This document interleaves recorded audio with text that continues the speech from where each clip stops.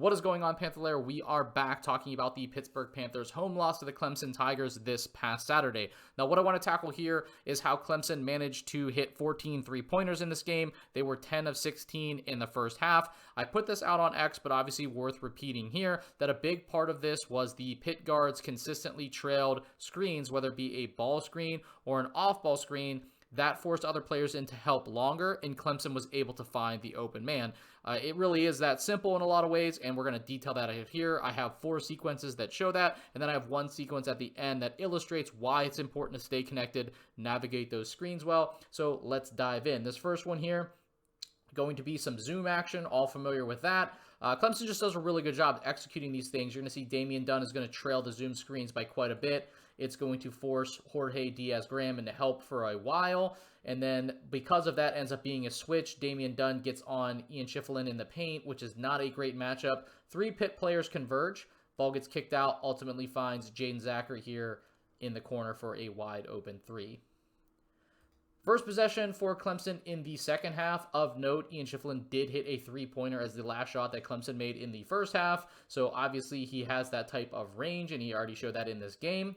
This is going to be an example of the Chicago action. So it's going to be zoom. Victor Lincoln is going to do a really good job here of kind of like taking Cam Corhin with him as Schiffelin pops out. Ishmael Leggett trailed the screens by a lot. Guillermo Diaz-Graham now forced to be in a held position for longer. Ball gets kicked back. Open 3. So this is going to be an example of having to stunt. And so this be the 1 pass away guy.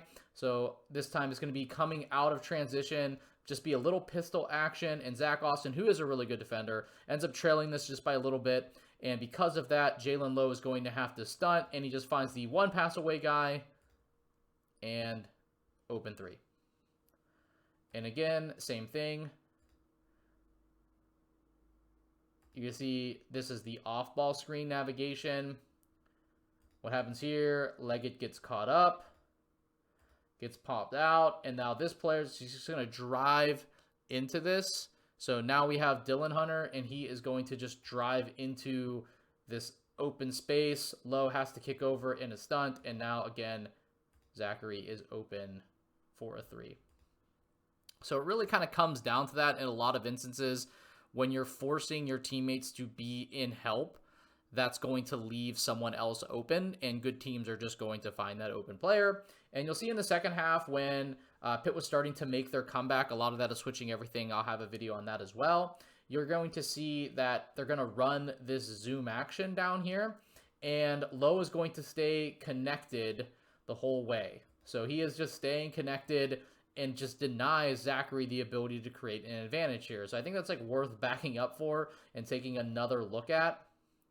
So here the zoom alignment. One I do also want to come out here quickly is like Clemson's spacing in this is much better than Pitt's was. And, you know, that's probably evident as I had the first video in this series be kind of Pitt's offensive woes. Their spacing is good here, but Lowe navigates all of these screens and stays connected. And that's so important because now Diaz-Graham here doesn't have to be in help here. He can just account for Schiffelin, and it forced Clemson to have to reset.